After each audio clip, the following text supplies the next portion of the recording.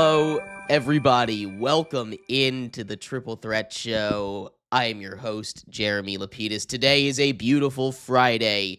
It's not November yet. It is October 10th, 10/10, and it has been a beautiful day. Thursday night football took place, and what a beautiful game it was. The New York Giants dominate the Philadelphia Eagles 34-17. They don't let them score a single point in the second half. We'll break down that game, how Jackson Dart is going to be a future franchise quarterback, and much more. We'll also do, of course, our game picks every single Friday. We are red hot on the season. Mehrob with a blistering record of 50 wins on the year, 50-27-1. I'm a couple games behind him, 48-29-1. I'm going to catch him this week. That's my promise to you guys in the audience. We'll talk about the big trade that took place. The Browns and the Jaguars swapped cornerbacks. And then, of course, a little update for the MLB playoffs. It's been crazy. We have a couple game fives, which is basically a game seven, the two most beautiful words in sports. We'll talk about those at the end of the show. But we're going to start off with the game from last night. Welcome in Mehrob Fatemi, my show host and friend here. He is here to help us break down everything. Let's start off in Thursday Night Football. The New York Giants dominate that game, a game that I thought about texting you guys at the beginning. You all have the Giants winning by 14, right? As a joke. But you know what? The second Jackson Dart touches that field, there's a different energy. And I'm going to say, hand to God, my fault, right? I was not high on Jackson Dart entering this season because he was raw out of college, and you can still see a lot of the rookie mistakes, but we're not here to harp on those. We are here to talk about a Giants dominating victory where he looked amazing. 0 turnovers, hitting tight window throws, going through his reads. That's the thing that I was the most concerned with him coming out of college, going through his reads. He was always a one-read quarterback, but his athleticism helped him make up for it. I didn't think he'd be able to do that at the NFL level. Clearly he can. His legs are something that no Giants quarterback really has ever had, maybe going all the way back to Fran Tarkenton, which crazy that you have to go that far back, right? Like this is a different energy around them. To combine that with a hat trick from Cam Scatabo over there. Oh my goodness, that team has a different energy around it, and I have not seen a Giants offense move up and down the field like that, even in their loss against the Saints.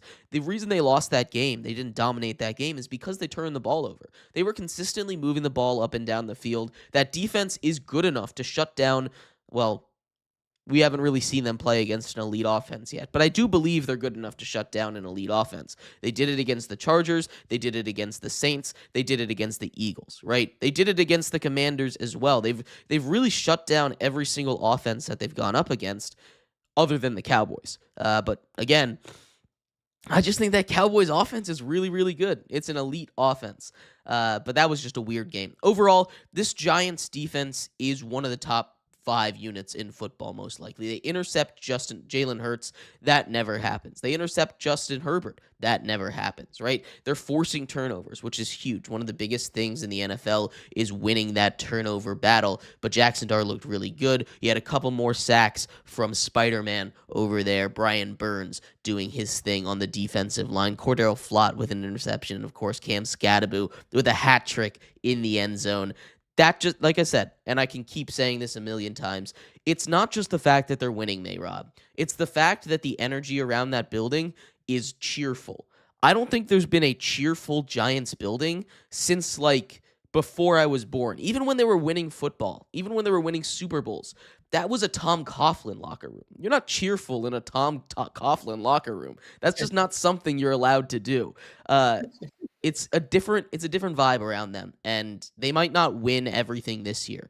But if they keep playing like this, as I said at the beginning of the season, they're not going to be a good team, but they're going to be a frisky one. With a defense as good as theirs, if they can put up 27 points a game, they can contend for a wild card spot, even with a tough schedule as they have right now. No, absolutely. Really quick, I just think when we're talking about this Giants offense, I always said it was going to be dart season. I knew it was not Russell Wilson year. I knew it wasn't the Jameis Winston experiment for like the fourth or fifth time. It was always going to be darts. It was always going to be about Jackson Dart, from the kid that just showed up out of nowhere out of Ole Miss that has honestly put up an absolute show, has been an absolute tank for this team.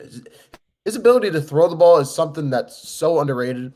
He's making Wandale Robinson look like a wide receiver one. Can you imagine if Malik Neighbors was still in this offense for the Giants? And I know it hurts to think about, but still, um, Cam Scadaboo's playing like an absolute monster. That defense is probably the most underrated unit in the league right now. They put everybody on notice last night. Um, they're just a really fun team to watch. This is probably the most fun Giants team I've seen in years, from even going back, like you said, to the Tom Coughlin, Eli Manning days. This is the most fun Giants team that we've seen in a long, long time. They could be legit. They could be like a team that could ruin some team seasons, and we're just gonna have to wait and see. I mean, that last night I think meant more to the Giants than it did the Eagles. At the same time, are the Eagles kind of fraudulent? This is the other side of the argument. When you can't get Saquon Barkley going, is putting the ball in Jalen Hurts' hands, is that going to be an issue down the line? That is going to be something, that is a big time question that we're going to need answers to moving forward. Yeah, let's talk about the Eagles a little bit here because that was the other thing that I wanted to get to. It's not all sunshines and rainbows. For one side, they've got to lose the game. Saquon, yet again, was just not super involved in the offense. 12 carries for 58 yards. He was cooking at the beginning. He had 2 runs for 31 yards. After that, shut down, right? 10 carries for 27, 2 for 31. That is not acceptable. You need to get him going, right? The Eagles had a players only meeting after the loss on Sunday. That is concerning to immediately follow it up with a loss to the New York Giants, a division rival, and not just a division rival, but a division rival that objectively they should have beaten, right? This is a much better Philadelphia Eagles team, and it's not even that they lost. They got blown out in this game, Mehrob. They lost by 17 points. They scored 0 points in the second half. 0. The offense has been awful, and this is what I was really concerned about with the Eagles. This is why, and they're probably still going to make the playoffs, honestly, but I had them missing the playoffs at the beginning of the regular season because they lose Kellen Moore. But it's not just the fact that they lose Kellen Moore. They lose Milton Williams. They lose Josh Sweat. They lose a lot of really great defenders on the other side, and you're seeing that affect how they play defense. The secondary, you lose CJ who was like a vocal leader. Like, you might not love the way that he provokes people on the field, but he was Philadelphia. Like, he was a guy that got that team going, and you can see the difference with the Eagles defense when he is and he isn't there. The Eagles have been to 2 of the last 3 Super Bowls. Every single time they've made the Super Bowl, CJ's been there. He was there the first year, then he goes to Detroit. He was there the second year, they win a Super Bowl, then he goes down to Houston, now he's on Baltimore. But this defense is just regressing, and you're seeing this team not have that, I guess, vocal leader. Jalen Hurts isn't that leader. A.J. Brown is too unhappy to be that leader. Saquon Barkley could be that leader, but he's not getting the ball. He's not that leader right now. It's just a mess over there, and I'm not here to put anyone on the hot seat. Nick Sirianni's not getting fired. But there is a lot of concern with this Eagles team, and there's even more concern because after last night's game, when they ran the tush-push 4 straight time, I saw legitimately not a single person anywhere in sports be like, it's fine, the tush-push is fine. That might have been the death knell for it. Prime time, 4 times in a row. This is the last season for the tush push too, and that's been the secret sauce for Philly being as dominant as they are.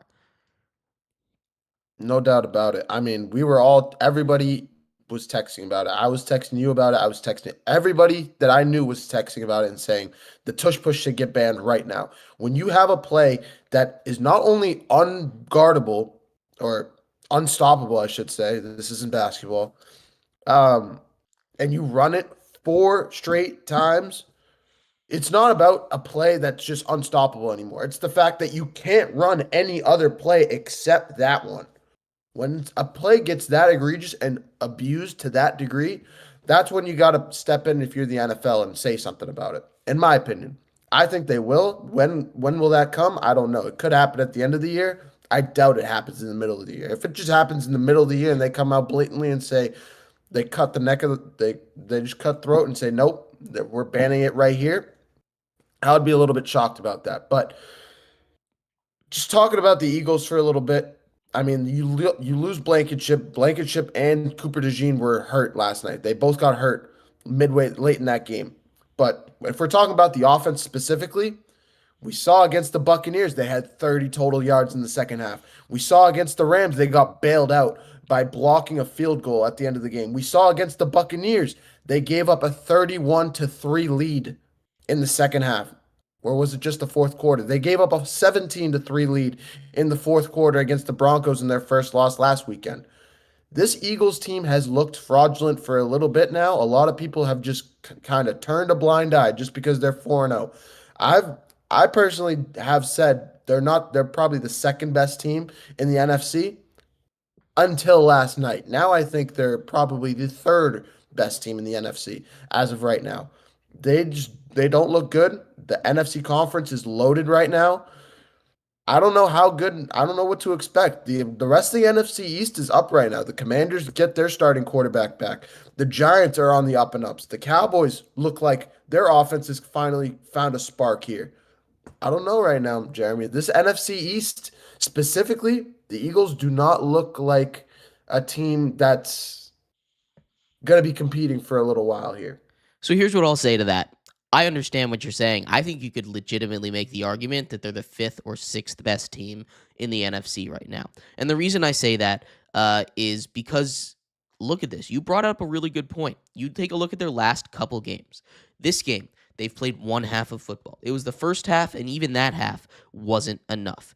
In the game before that, they played one half of football against the Broncos, the first half, and that half wasn't enough because the Broncos came back. The game before that against the Bucs, they played one half of football. That was the first half. It wasn't enough. Against the Rams, they played, guess again, one half of football. It was the second half this time, and it was enough. Look, you can't play 2 games over the stretch of 4 games. That's what they've done. They've played 2 games over the stretch of 4 games. It is unacceptable. They need to play better. This team is imploding on itself right now, and it's their fault. They need to figure out how to get that offense going. But the big question I have for you, and then I want to move on from this topic, is about Jalen Hurts. And it's going to be very broad. Is he a good quarterback? I think his ability to read the pocket, to escape the pocket is very good. His ability, he's the only quarterback in the league that can run the tush push because he can squat 500 pounds while he can run like a 4.8 40. Like he's quick and very strong. He's probably the only quarterback that can do that. Not unfortunately, he's the only quarterback that can do that. However, over the next few weeks, over the next 3 or 4 weeks, we're going to learn a lot about Jalen Hurts because defenses are now just going to say, we're going to start loading the front lines to stop Saquon Barkley, force you to throw the ball downfield, beat us that way. He hasn't done it all year. He hasn't. A.J. Brown's fed up with it. Devontae Smith is fed up with it. You see their body language on the sideline. You see them walking out of the tunnel after games. After the Buccaneers games, both players looked visibly upset. Last night, a little bit less because A.J. Brown had like 8 catches for 60 yards or something. But at the same time, I think it's just going to be about how Jalen Hurts can throw the ball downfield. Right now, I say he can't. He cannot throw the ball at a high level and at one of the top 10-esque levels in the league. I would take Sam Darnold's accurate throwing ability over Jalen Hurts right now. I would say that. And that's fair. Here's the thing. I'm not ready to go that far in your direction. I see where you're coming from, but you look at the I'm stats. also a Steelers fan. You look at the stats, right? It's not the prettiest when it comes to yardage total, but everything else is normal, right? He's not getting those touchdowns through the air, but he's contributing the touchdowns on the ground. Total touchdowns 13 on the season. That averages out to a little more than 2 per game, right? You have 68% completion percentage, 195 yards per game. That is not great, but it's winning football games. The issue is Jalen Hurts does this a lot. And we talked about this last season too. But then he has his moments where he can just, you know what? I'm going to win the game. He did it against the Rams that last drive. He decided, I'm going to win the game. He did it in the Super Bowl. He said, you know what? I'm going to win the game. So there are moments where Jalen Hurts comes out and he legitimately plays like a top 5 quarterback in the NFL. And then there's games where he comes out and he says, I don't need to do that. I'll just be the 14th best quarterback in the NFL. And even that makes you an above average quarterback at minimum. Like at minimum, with what he can do, he's still an above average quarterback. But to talk about him as a top 5 guy, it's hard to do because of how inconsistent he is. He has all the weapons. There's no excuses. He has maybe the best wide receiver core in the league behind the Bengals, right? You have Devonta Smith, who I think is arguably a top 15 receiver in the NFL. You have A.J. Brown, who I think is arguably a top 3 receiver in the NFL. He's definitely top 5. You have Saquon Barkley, who is arguably the best running back in the NFL. And Jalen Hurts is behind arguably the best offensive line in the NFL. You have all the weapons, you have no excuses, and yet he's not quite producing. I don't necessarily think that makes him a bad quarterback, but does that make him a great top 5 elite quarterback that is worth all of this money? I don't know. He's a really unique talent, and it's a really tough guy to analyze. I'm going to lay on the side of he sits somewhere between 9 and 13 in the quarterback rankings, which is still really good, right? But it's not to the level that people were talking about him at the end of the Super Bowl. Don't get fooled by one game. Don't get fooled by one big game. But Mehrob, I do want to move on here. I do want to talk a little bit about a big trade that took place over the week. The Browns and the Jaguars made what I think is one of the more interesting trades I've seen in a while. They swapped cornerbacks. It's basically 1-for-1. You're sending a 6th and a 7th the other way, but Greg Newsome down to Jacksonville for Tyson Campbell. These are 2 really good corners. It feels like a lateral move. I've seen people pointing to the play against the Chiefs for the reason, the last couple plays against the Chiefs, for the reason why Tyson Campbell was moved away from Jacksonville over to Cleveland. But I just don't understand that move if you're Jacksonville, right? These are both really good corners. Again, it's kind of like you're trading 1-for-1, and that's fine. Greg Newsome has a longer injury history than Tyson Campbell. Tyson Campbell's been paid 4 years, $76 million. The corner market right now is over that. It's at about 4 years, $100 million right now. That is a difference of $5 million per year that we're talking about going to your corner, and he's in a contract year. Tyson Campbell's locked up. Greg Newsome is not. This is a team that's already paid their quarterback questionably.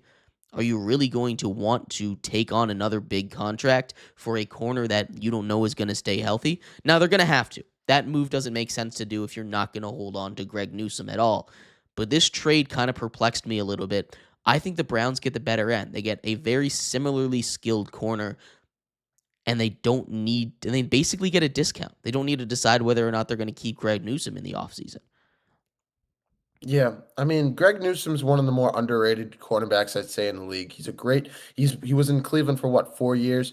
I was trying to look up his stats really quick, but he's been one of the more lockdown corners in the league, and there's not very many these days that you can say are consistently year in year out one of the more top 10 cornerbacks in the league, and that's what Newsome is. He has been like that for the Browns for a long time.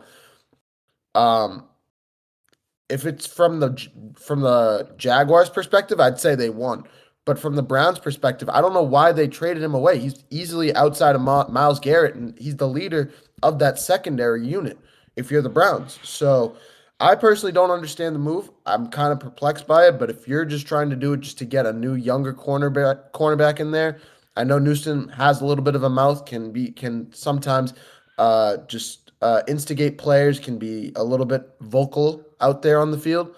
But at the same time, it's just Greg Newsom. He's a guy that shows up, shows in, shows out every week, and is the best player on in the secondary for both sides, most likely every single game. So he's able to take away at one side of the field, take away the best receiver on the other side of the field, and from the Brown side of things, I just don't understand why you trade him away personally. So I'm on the other side of this. Like I said, I think the Browns win this trade. I understand Greg Newsom is kind of underrated. I think you're underrating how underrated Tyson Campbell is, right? This is an elite corner over there. Like I said, I think these two are pretty similar in skill level. The reason I've been pointed to is the lack of effort on the Hail Mary-esque plays that the Chiefs are running with 20 seconds left in the game. The one that hit the one that hit Hollywood Brown in the head. Apparently that was Tyson Campbell's man, and he was just nowhere near it, right? That is not good. You got to play defense. But like I was telling you guys on your live stream on Monday when we were watching that game, that's just prevent defense. That's what that is. If you're playing prevent defense, it's not a man defense. You're just playing deep zone, and you're seeding the first 10, 15, 20 yards, which is why prevent defense is my mortal enemy, and I immediately hate anyone that ever runs it. I hate prevent defense. I'm not sure if you've heard my rant before. I'm sure we'll do it at some point, but I hate prevent defense with a burning passion. It does nothing good. Prevent defense is bad. But if that's the reason, that shouldn't be the reason. Again, it's just a more expensive corner. That's the only thing that the Jags are getting. And you don't even know if he's going to re-sign with you. Hopefully he does. But could you imagine if Greg Newsom and Tyson Campbell were in the same room? Oh, my God. Ugh. Travis Hunter would never have to play defense again. There's a lot to like about this trade. There's a lot to dislike about this trade. At the end of the day, it's more of a lateral move than anything, especially if the Jags are able to pay Newsom. But if they're not able to pay him, this is going to go down as one of the more head-scratching moves in the middle of a season that we have seen in a long time. You don't often see one-for-ones in the NFL. But you got more on that? No, I just say I agree 100%. Yeah, let's get into some game picks here. We've got a little bit of a tight schedule here, and game picks are going to be the big thing. We have a whole bunch of games to run through, and let's start off in London. The Jets, the only completely defeated team, 0-5 left in the NFL, taking on the Broncos in London. They are the London Broncos for this week. They are hosting. Broncos favored by 6.5 points in this one. The defense for the Broncos, really good. I'm concerned about the way they're going to travel. That's always the concern. I'm always concerned about how the Jets are going to travel. That's a double concern for both of them. Justin Fields does not look like the answer at quarterback. The one game that we saw the Jets offense kind of work was against the Bucs, and that was with Tyrod Taylor. Justin Fields doesn't seem like the answer. I think the Broncos win big in this one, despite it being in London, which adds a little bit more fog to the air of a football game. Agreed. I'm taking the Broncos defense to dominate the Jets offense, and then Bo Nix to take it from there. He's an underrated quarterback. I think he just had a rough start to the year, and I expect him to finish strong and continue to play hard. So I'm rolling with the Broncos by probably 10 points. Indiana Jones and the Indianapolis Colts host Jacoby Brissett and the Arizona Cardinals, potentially. We don't know who's in at quarterback for the Arizona Cardinals, but we do know that their running back room completely is depleted. They lose James Conner for the year.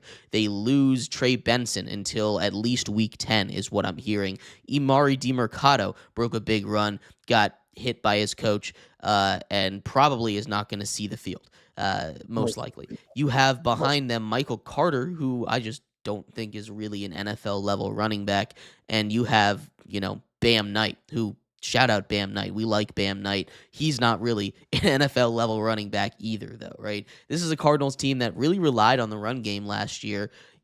That run game hasn't been there. Kyler Murray, I don't know if he's playing or not, but what they're going to need is a big game at a Marv in his dad's house, right? That is what they're going to need. I don't know if they're going to get it. If Jacoby Brissett is starting, he might just force feed Marv. That's something that they kind of got to hope for. This is a Colts team that picks up Jermaine Pratt after he gets cut by the Vegas Raiders earlier this week. That's a big pickup for them. I think the Colts dominate in this one. I don't think it's going to be particularly close. This is a Jonathan Taylor feast game. He's going to have another 3 touchdowns probably. Colts dominate, continue to show why they're one of the best teams in the AFC. Stealing my thoughts before I even say them. Absolutely. I'm rolling with the Colts to get this done as well, Jeremy. They're just going to blow them out. The defense is loaded. Daniel Indiana Jones has been showing up and showing out. Probably the MVP candidate right now, or at the very least, most improved candidate to win it this year. And that Colts offense is flying high. I'm rolling with the Colts to get it done by probably double digits as well. Woo. All right. Tell me a little bit about this Chargers-Dolphins game, Mehrob. Right off the bat, Right off the bat, you got this one. Two teams that, from the Chargers perspective, an offensive line that's absolutely reeling, needs a spark. Justin Herbert's running for his life. They got no running backs back there. It's pretty much Herbert throwing it up with a prayer with like a 2-second pocket time. So, I think the Dolphins can get the jump on this one. I'd say the Chargers are on a little bit of an upset alert here, but I'm still picking the Chargers to get it done. Their defense is really good. John Harbaugh's still a legit coach, and I expect him to get it done. Yeah, the Chargers add Odafe Owe from the Ravens this week. That's a big add at their pass rushing area, especially with Khalil Mack dealing with an injury. That's going to be huge. The big concern, like you pointed out, it's that offensive line for the Chargers. Joe Alt is not going to play again. They're down to their third string guys. That's not okay. That's why they've been in such trouble these last couple weeks. That being said, this is a Dolphins defense that is not very good at all. Justin Herbert, when he has even a second to throw, is an MVP level quarterback. He has 3 legitimate weapons at wide receiver. Quentin Johnston has come out of nowhere to be amazing at the wide receiver position this year. Keenan Allen has returned, and he's just all reliable. And then you got Lad McConkey. Nothing you can do about that. That's a really good unit. The Dolphins secondary is maybe the worst in the NFL. Despite the injuries, despite them not having running backs, Mehrob, I'm rolling with the Chargers in this one. I just don't think the Dolphins are good enough as a team. I don't think that offense is good enough to keep up with the Chargers. We just saw them blow a 17-point lead to the Panthers. So I just don't believe in them. Maybe they can get the jump, but I think the Chargers find a way back. Patriots favored by 3.5, traveling to the Superdome. Spencer Rattler gets his first win of the week of his career last week. 1-10 on his career win against the New York Giants. The Patriots coming off the biggest win since Tom Brady retired, most likely. They beat the Bills in primetime against the Bills. Drake May coming out party. He looked really, really good. The Patriots should dominate this one, but there's always a concern. The concern being we saw how good the Saints were at forcing fumbles. And if there's one thing to be concerned about with the Patriots, Mehrob, it's fumbles. One guy. It's one fumbles. guy. It's one guy. It's not just one guy. They've had a lot of issues fumbling the ball. Ramondre Stevenson is going to play a role in this game. Whether it's a good role or a bad role is yet to be determined. That's not usually the hinge point when we talk about the Patriots, Ramondre Stevenson. But I think he truly is the hinge point in this game. If he can not fumble the ball, if he just keeps the turnover sheet clean, I think the Patriots win this one easy. I still think the Patriots win, but I think it's going to be a little bit more of a sweat fest than we're hoping if you're a Patriots fan. I think that Saints defensive unit is really underrated. I agree with you. Cam Jordan's playing out of his mind on that D-line. He's always been one of the more vocal leaders of a defensive unit. He's a veteran, so I expect him to continue to show out for the rest of the year.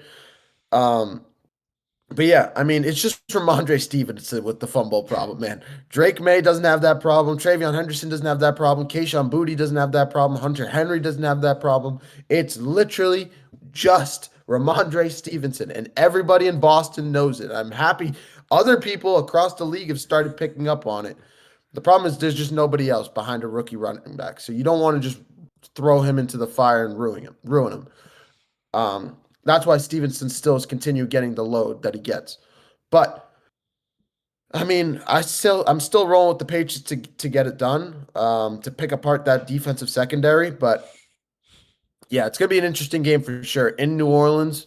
It's gonna be interesting to see how that Patriots young team, young offense is able to handle that environment. The other thing is it's a potential letdown game. They're coming off of the highs of a revenge game for Stephon Diggs, beating a division opponent, getting all this positive attention. They need to get their heads in the game. They can't fall into a trap here against the Saints.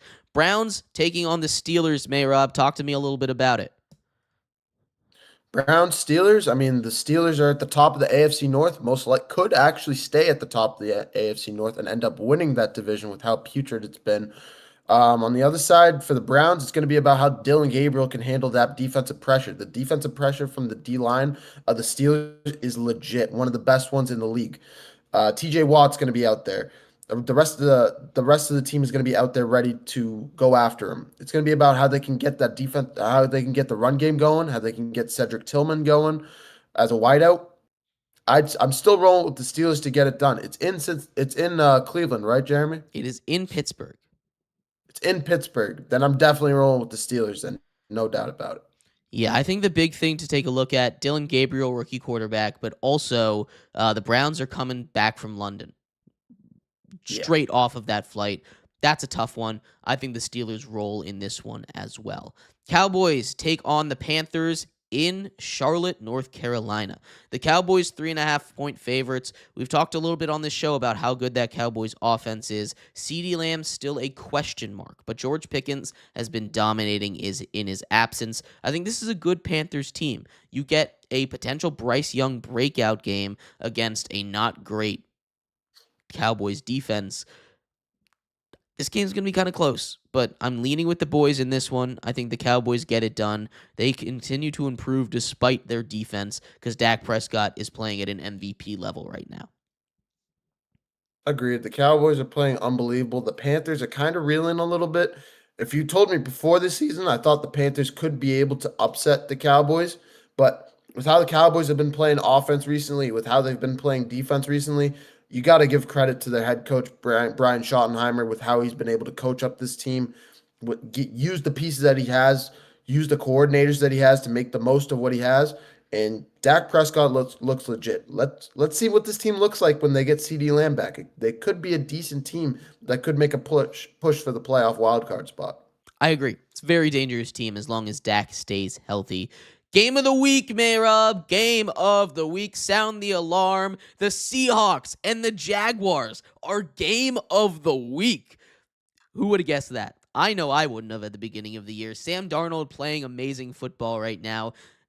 He's completely transformed his career. Egg on my face, I was wrong about that one. The Jaguars, with Trevor Lawrence, continue to win games. That defense is the driving unit for that one. These two teams, very similar. Both led by very good defenses with very competent offensive weapons and very good quarterbacks? Question mark at the end of good there. They're playing great, but are they really great? We don't know. Great coaches on either end as well. Jaguars favored at home by just 1.5 points. So neutral site, this is a pick'em game, basically is what Vegas is saying. I talked to you about this game before we went live on this show. This is the toughest game of the week for me to pick. This is the only game that I had to really sit, consider, ponder, and be like, I don't know which way this is going. The Seattle Seahawks have my brain. I think they're going to win this game. But the Jaguars, something about this grit in this team says they're going to find a way to pull it out here. At the end of the day, you go with the brain. I'm going with Sam Darnold. I'm going with the Seahawks. Despite the injuries to that defense, I think they find a way to get it done. This is a very good matchup, and I think this is one that we could see. Never mind, not a Super Bowl matchup. I'm taking that back. The NFL's been weird, man. You look at the AFC playoff picture right now, there's only one team that you would expect to be in there right now, and that's the Bills. It's kind of disgusting, honestly. But I'm taking the Seahawks to win this game on the road. The Jaguars just make too many mistakes, and I don't think the Seahawks are going to do that. I think they'll be able to capitalize on it. I'm taking the Hawks on the road over the Jaguars. See, I am looking at that defense and the way that they performed against the Bucks last week. I mean, Sam Darnold put that team on his back with the way he was throwing the football. He did throw a pick late in that game that kind of iced it, but the way that the Seahawks have been playing defense the last week, especially last week with how and going to this week with the amount of injuries that they have, gives me a little bit of cause to pause. On the other side for the Jags, the way that they showed up against the Chiefs, going down 14-0, fighting, clawing back, making it 21-14, even though the game leading touchdown was from a pick six off of Patrick Mahomes. This Jaguars team has grit. They're a team that's going to be a dark horse in the AFC, especially come playoff time. They're a fun team to watch. I'm not ready to say if Trevor Lawrence is legit yet or not. I don't know if I'm 100% sold on him, but in terms of the run game with ETN and Tootin, check mark. The wide receiver room with BTJ and Travis Hunter, check mark. I think the defense, check mark. They have the pieces to be a good team. I'm not ready to say great yet. And I'd say the Jaguars might actually win this one. I'm picking the Jags to beat my Seahawks in this one, if I'm being 100% honest. All right. Split decision on this one. We need more split decisions so I can catch up to you here a little bit. Talk to me a little bit about this Rams-Ravens game. Rams favored by 7.5 traveling to Baltimore. If anybody feels like gambling, take Puka's over receptions, take Puka's over yards, Not take gambling Puka advice. anytime touchdown, take Rams money line. The Rams are going to blow out the Ravens. The Ravens defense is atrocious. The Ravens defense is atrocious. The Rams have been dominating in every which way on all of their opponents, even against the Eagles. They're only lost, or even against, well, including the Niners, I guess. They lost to the Rams or the Niners and the Eagles. But the Rams are probably the second best team in the NFC right now. They're a legit team. Sean McVay has been coaching his tail off.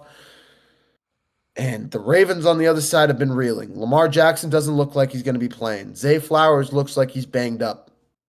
I'm rolling with the Rams to get this one done by a pretty wide margin, honestly. You know what? I'm on the same page as you. No Lamar Jackson in this game. The defense is just half of the unit as it was at the beginning of the year. They bring in a couple reinforcements, but I just don't know if it's going to be enough. The Rams dominate in this one. Matthew Stafford has another huge game. He potentially throws his hat into the ring for the MVP conversation. He's having a very good year as well. Puka Nacua throw his hat in there as well. Shout out to the Rams. They go out, dominate this one. The Titans at the Raiders. Ew. Just straight up ew. You have Geno Smith, who's leading the league in interceptions. He's looked like Jets Geno all season long. It's been kind of bad. Cam Ward has shown flashes, but he hasn't really been enough with a really bad Titans surrounding team. The Titans luck into a win the other day against the Cardinals. I guess that's a little bit of a silver lining there. This game means nothing. This game is going to be the worst game of the week, I do believe. And I am taking the Raiders to win this one in an ugly slugfest. Yeah. I'm actually going to pick the Titans just because the Raiders are that bad at football right now. Geno Smith looks horrible. I never thought I would say that about the Geno Smith that showed up in Seattle and showed out, but he doesn't look like that guy. Like you said, he looks like Jets Geno. He looks like he reverted back to his 2016, 2017 self when this guy was just throwing picks for a living and he looks worse than Jameis Winston in Tampa Bay. If you guys remember that 30 touchdown, 30 interception Jameis Winston over there. But Cam Ward is just a guy that's kind of just playing by himself, but I trust him to throw the ball more than Geno Smith right now. It's just flat out what I think. That's fair. Ashton Genty, I think, is going to be the big difference maker in this one. I think he runs all over the Tennessee Titans. Packers favored by 14.5 against Joe Flacco. And the Cincinnati Bengals, Mehrob. Talk to me. I love it. I love it. They finally got a quarterback that's not Jake Browning. I just had to say that off the bat. Joe Flacco is a guy that can actually throw the football decently. Jamar Chase is jumping up and down. T. Higgins is jumping up and down. This Bengals offense might actually have life, might have a spark here. It's just going to be about how they play together. It's going to be about how the defense is able to stop the Packers offense. If they can get it done, if they can get stops on the defensive side of the ball, the Packers could be on upset alert. I'm being so serious. That is how much I like the addition of Joe Flacco, how much I think this Bengals offense has the potential to be really good. It's just going to be about how that defense can get stops. I really think the Bengals could win this game. I'm being so serious, and I'll say it. I'm going to pick the Bengals to win this game. Woo! That's my upset of the week. Upset Give of the me week for Mehrob. The Bengals over the Packers. I'm not that bold. I can't do it. that. I can't do that. The Packers defense is too good. I don't think Joe Flacco gets him twice. I simply don't. The Bengals defense really at the end of the day, not good enough. And I'm taking the Packers to win in this one pretty big. The 49ers take on the Buccaneers in Tampa. Another contender for game of the week. Mac Jones, once again, quarterbacking the San Francisco 49ers. Questionable at receivers for both Ricky Pearsall and Juwan Jennings.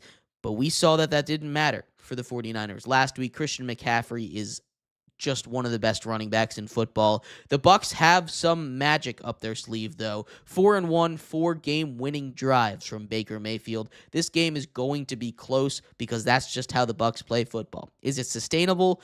Definitely not. Is it fun? Absolutely it is. I'm taking the Bucs to win yet another close one, yet another game-winning drive from Baker Mayfield and the boys. I agree. It depends on who's playing a quarterback for the Niners or not, honestly, because if Mac Jones plays, it's kind of tough for me to pick against Mac Jones right now. But it's also really tough to pick against Baker Mayfield with the way he's been playing. What, 5 game winning drives now for Baker Mayfield and that Bucks offense? They've looked phenomenal. I'm picking the Bucks to win this one in a pretty tight game and a fun game. And probably, in my opinion, this is my game of the week over the Seahawks and the Jags. That's contender Also, game of the week for sure. last thing, shout out that Niners defense. They've been showing out the way that they played against the Rams and were able to turn the ball over on Kyron Williams. The amount of times that they got that done against the Rams is the reason they won that game. So shout out that Niners defense without Nick Bosa. Fumbles are a problem. Fumbles are a problem. Shout out that Niners defense. Causing turnovers is how you win games. Sunday night football. The Detroit Lions travel to the Chiefs' kingdom. The Chiefs, believe it or not, favored by 2.5 points in this one. I think the Lions dominate. I don't think it's that close. You want an upset of the week? That's my upset of the week. Give me the Lions over the Chiefs' domination. Yeah. Just hammer the Chiefs. The Chiefs are going to be fun. Hammer the Lions. The Lions are going to go into Kansas City, beat the brakes off the Chiefs, and then everybody's going to understand that the Chiefs are mid. They're not as good as everybody says they normally are. I know they have Patrick Mahomes, but one player does not make a team. So, yeah, give me the Lions by domination. Domination for the Detroit Lions. Monday Night Football doubleheader for you, Mehrob. I'm going to give you the Bills at the Falcons. Talk to me a little bit about that one. This is an interesting one. This is a game that I've been watching for a little while. You got Michael Penix Josh Allen, I should say, going into Atlanta. It's going to be about how Michael Penix plays, how that Atlanta Falcons offense is able to pick apart that Bills defense. If they can get it done, I could see the Falcons winning this game. I'm not crazy, though. I'm not crazy. The Bills are going to win this game. It could be a tight game. It could be a fourth quarter type of game. It could be a game-winning drive from the Bills. But I'm picking. I trust Josh Allen and that Bills offense to get it done, especially after a tough loss against the Patriots. I could see them coming out in either a blowout fashion if the Falcons offense doesn't show up, or just a close game in general. It's going to be a fun game, though, for sure. Two big factors in this game for me. The Falcons, first of all, one of the more bipolar teams in the NFL, right? They're either really good offensively or they can score 0 points against the Panthers. We don't know what we're going to get out of Michael Penix. We don't know what we're going to get out of that offense. The Bills, on the other hand, have been playing with their food all season long, and that food finally went out and bit them. in last week's game against the Patriots on Sunday Night Football. I think they say we need to lock in, we need to get this done, and I think the Bills just absolutely dismantle the Falcons. Josh Allen with an MVP level performance. Last game of the week, Hail Mary Part 2. The Bears travel back to Washington to take on Jaden Daniels and the Commanders. Commanders favored in this one. Another potential game of the week simply for the storyline. The number 1 pick from last year, Caleb Williams, against the number 2 pick in Jaden Daniels. The way that that game went and the way that it changed the trajectory of both of those two game seasons for these two teams. The Bears, after the Hail Mary loss, fell off a cliff. The Commanders, after the Hail Mary win, rose to heights as high as the NFC Championship game. That was a massive game for how we looked at these two quarterbacks, and who knows how it would have gone if that Hail Mary wasn't completed. But the Bears come into this with some rage. They come into this with some anger. The Commanders looking to build off of the success from last season. Doesn't sound like Terry McLaurin is a go, but Deebo Samuel's been playing great. They have a running back in Bill Krosky Merritt. Bill continues to dominate. He had over 100 yards and 2 touchdowns last week. This is going to be a really, really good game. My underdog of the week, for real though, is the Chicago Bears. They get their revenge at home, on the road against the Commanders. The Commanders are yet to lose at home. I think this is the time. They get bit by an angry team that's out for blood. Give me the Chicago Bears. I could see it. I mean, by storyline wise, I could see it.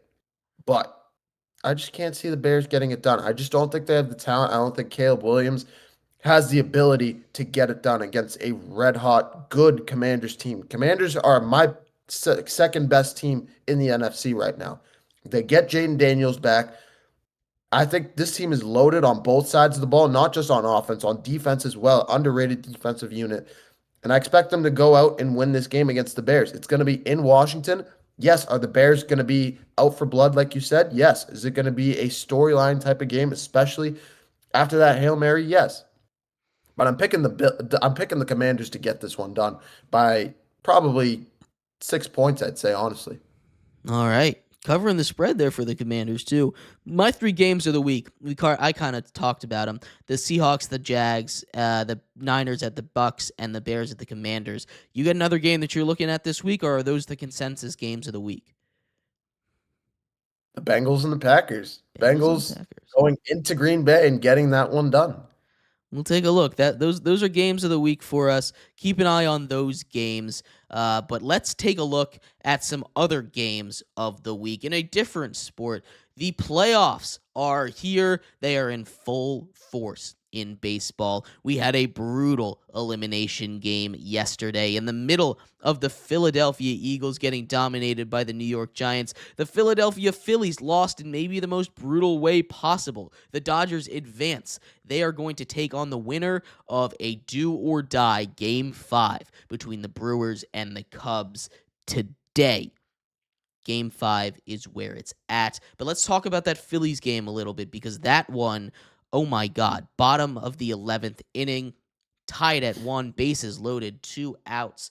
Young pitcher Kerkering is in the game, gets a chopper hit right back to him, fumbles it a little bit. Catcher points to first base. Got to get the force out. Throws a wild throw to home. Dodgers walk it off, advance to the NLCS yet again. Talk to me about that one a little bit. Crazy error on the part of the Phillies, kind of throwing away their season. But, I mean, Literally. it came down to, this is a Dodgers team that had been beating the brakes off of the Phillies the first 2 games. Yes, when it transferred over to LA, was it a little bit of a different story, at least in game 3? Yes. But, Phillies up with their back against the wall, showed up in game 3 and won it. Now, in game 4, it was a close game, trying to force it to a game 5, an elimination game. But the Dodgers are the best team in the NL, probably in the MLB in general. I'm not shocked that they won. In the fashion did they win? Was I a little bit shocked? Yes. But the Phillies are the Phillies. I think they'll be back. They just got to make some adjustments, get some young talent in there, continue to build that rotation back up. And I think they can be back into it. They're going to stay on the competitive side of things. But definitely an interesting loss for sure. Definitely a tough loss. Yeah. On the other side of the aisle, Mehrob, the Yankees lose. They are out. The Blue Jays take care of business 3-1 in that series. They survive and advance to take on the winner of the Detroit Tigers and the Seattle Mariners. That game actually is today. The Cubs and Brewers is tomorrow. But tonight, Mehrob, Tariq Skubal on the mound for the Tigers, taking on George Kirby, a rematch from Game 1 that was 3-2 in favor of the Tigers. Maybe the best pitching matchup we're going to get all playoffs long. Who you have in this one? It's hard.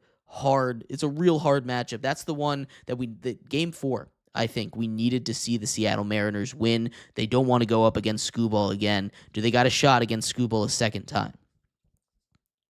This is a really tough game. I think the Tigers might actually win this game in Seattle. This is a young Mariners team. It's going to be up. It's going to be up to the rotation. Whoever can get it done in in Seattle. Who's their pitcher playing tonight? George I Kirby. apologize. Yeah, Kirby. It's going to be up to Kirby how he's going to be able to battle. It's going to be about that starting pitching battle between Screwball and Kirby. I don't expect Screwball. Screwball's going to be on his A game. He's going to be ready to go. I think the Tigers are going to get it done, and I cannot believe I'm saying it. I didn't think they were going to beat the Guardians in the wild card. I didn't. I definitely didn't think they were going to beat Seattle. But now they've found a way to climb back into this series and tie it up 2 games apiece. The Mariners could be on upset alert here tonight, Jeremy. I don't know. I might have to roll with the Tigers on this one. I'm on the same page as you. Tariq Skubal is going to go 9 innings. He's going to go at least 8 innings because that's just what he does. In 2 games this postseason, he's gone 14.2 innings. That's insane what he's done so far this postseason. He's gone 8 and 6 2/3. That's ridiculous. The Mariners desperately need to get to the Tigers' bullpen. If they can knock Skubal off early, they've got a chance. But I don't see a world where they knock Skubal off early. Skubal is there. He's going to dominate, and the Tigers are going to advance to the ALCS, which is crazy because, like you said, I thought the Guards were going to beat them the way that they were playing at the end of the season. I love this M's team. They're my World Series pick. But the way that it's going right now, you don't want to face Skubal on a Game 5, an elimination game, a do-or-die baseball game. And I think they move on to play the Blue Jays. Tigers, Blue Jays. On the other side, Cubs versus Brewers. Cubs force a Game 5. 3 home runs in that one. The Brewers looking to hold on. The probable starters have not been announced yet, but you would expect it to be the ace from each team. Who do you have winning that one? You said the Cubs and the Brewers. I'm Cubs and the probably going to roll. Brewers. The Brewers are most likely going to get this one done. They're the best team in the MLB for a reason. Are they a little bit young? Yes, but so are the Cubs in PCA and Sean Tucker. I expect the Brewers to get this one done. They're at home in a big time game. I'm rolling with the Brewers to get it done. Yeah, the Cubs blanked the Brewers in Game 4. That's the big concern with me, man. The Cubs are going to show up at least a little bit offensively, but the Brewers, if they don't show up offensively, that's going to be brutal. They need to show up offensively, and I'm not convinced they're going to do it. I think the Cubs find a way to win this series. I think the Brewers will get eliminated yet again. It looked like they were there. They were up 2-0 in the series. Like I said, after they were up 2-0, they win 90% of the time, that series. But it's also the Brewers. I feel like the Brewers can't win anything in the playoffs, and they have to go to a do-or-die Game 5 tomorrow. That's going to be absolute cinema to watch. Absolutely. I would be shocked if the Brewers lose again. I don't think the Brewers are ever going to survive the allegations of how fraudulent they are in the playoffs. That would be 4 straight times, or probably more than 4, but at least 4 straight times that they've gone to the playoffs, either won the division or won the conference and lost come playoff time. This would be a abysmal loss if you're the Brewers. They got to win this series I hope they against the do, Blue. honestly. I'd rather root for them than the Cubs, but Excuse me. A lot to look Yeah. forward to this weekend. Big games in college football. One tonight, South Florida at North Texas, a big group of 5 matchup. Both of those teams in our G5, T5. Ohio State at Illinois ranked matchup. Alabama at Missouri, a place that Missouri dominates at home.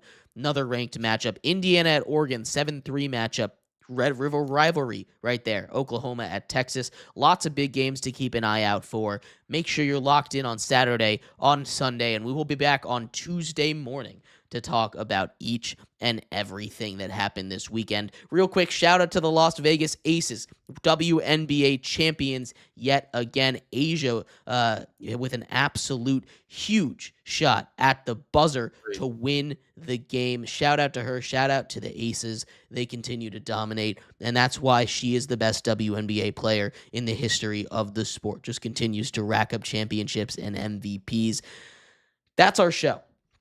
We will be back, like I said, on Tuesday to talk about everything from this weekend. Big college football breakdown, our TTS top 25, our group of 5 top 5, as well as everything else from around the world of sports. Make sure you tune in then. Check us out everywhere that you get your podcasts: Spotify, Apple Podcasts, Amazon Podcasts, whatever, we are there. You can find us on YouTube at Triple Threat Show, Twitch at 3 Threat Show, Instagram at 3 Threat Show _ and on TikTok at _the Triple Threat Show. I have been your host, Jeremy Lapidus, joined today by my friend and co-host, Mehrob Fatemi. We will be back on Tuesday. Enjoy your weekends. Don't get snowed in, and we'll see you then. Bye-bye.